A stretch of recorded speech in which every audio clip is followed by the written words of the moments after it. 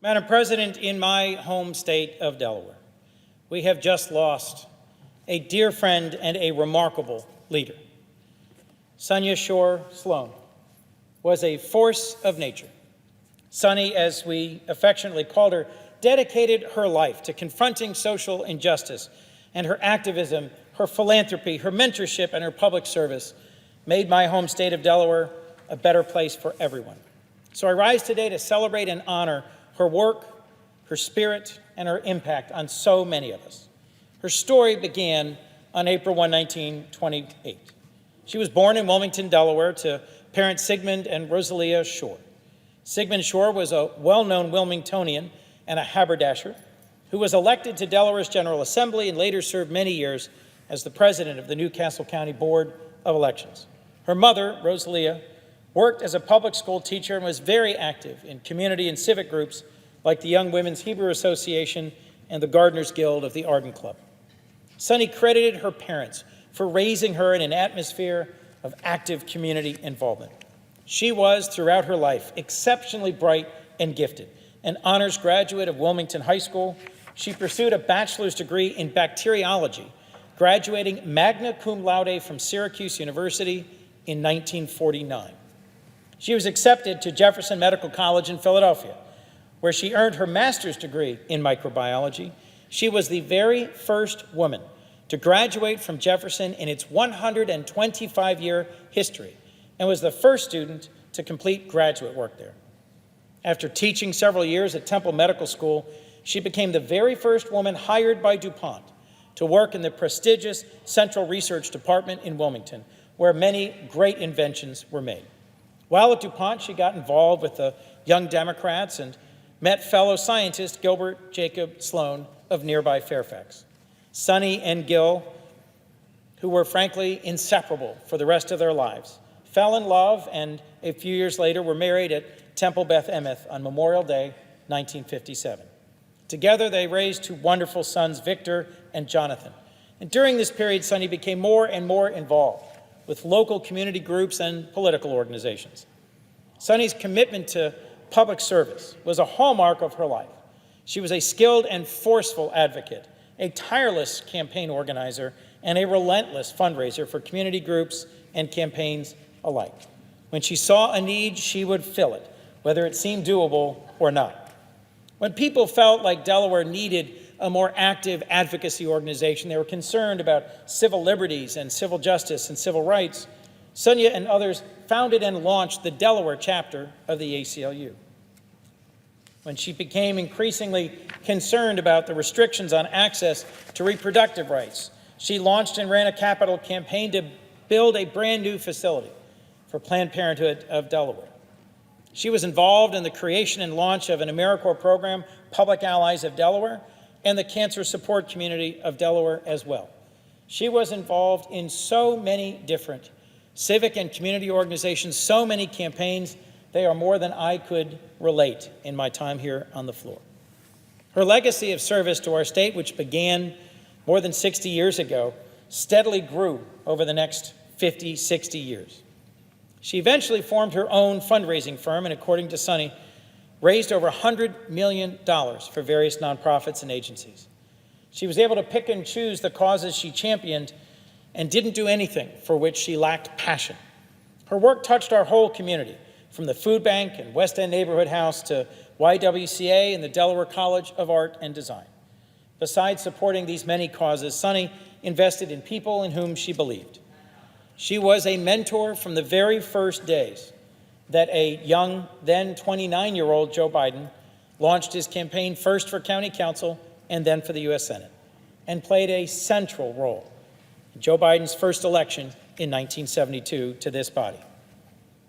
Sonia Sloan mentored countless other people, dozens of other elected officials, not just my predecessor and the vice president.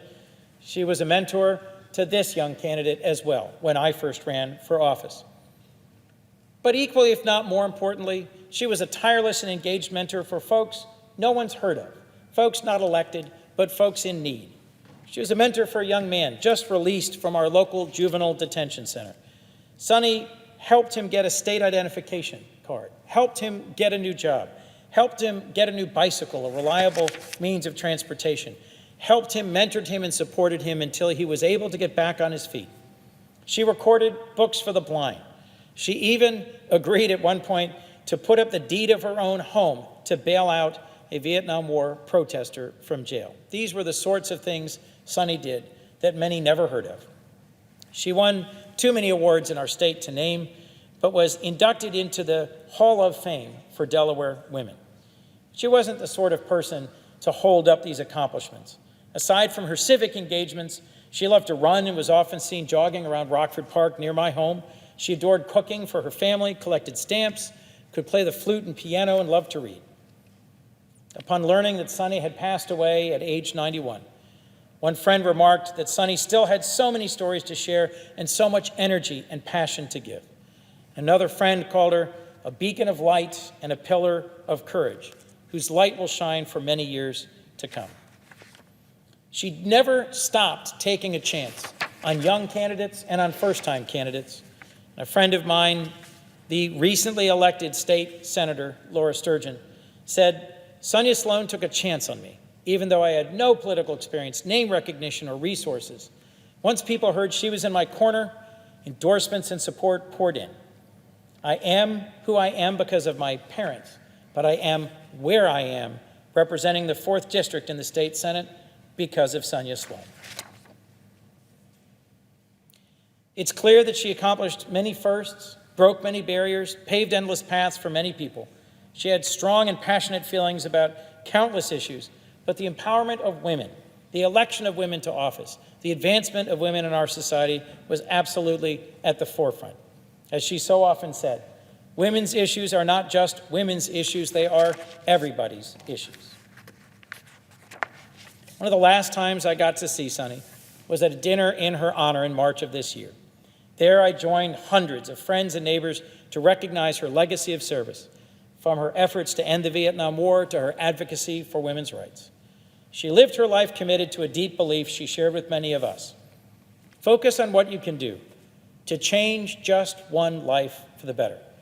Because as the Talmud teaches, when you change one life, you can change the world. Sonny did that thousands of times. She was tough and determined, funny and smart. She never hesitated to offer very direct input to those of us she knew needed correction or direction, but she could equally offer compelling and comforting advice. She has been and will continue to be that voice of conscience inside my head, challenging me not to settle for the easy, but to push for what seems difficult or even impossible. Her dedication for fighting for justice was rivaled only by her tireless love for Gil, Victor, Jonathan, her 5 granddaughters, and 5 great-grandchildren. She was the best of what we are as Delawareans. Her sharp intelligence, her fierce resolve, and her unwavering dedication to people and causes will be impossible to replace. So to Sonny, I wish to say, we will all miss you. Family, friends, neighbors, the thousands whose lives you've touched. You've affected the lives of countless Delawareans, and I'm truly grateful to have known you and been a part of your work to make our state and our world a better place. You will forever have my deepest thanks. Back in October of 1969, concluding an anti-war rally, Sonia read a Jewish prayer with some touching and I think fitting final words. "Bless our country," she said, "that it may always be a stronghold of peace and its advocate among the nations. May contentment reign within its borders, health and happiness within its homes. Strengthen the bonds of friendship among the inhabitants of all lands, and may the love of your name hallow every home and every heart." Touching and fitting words.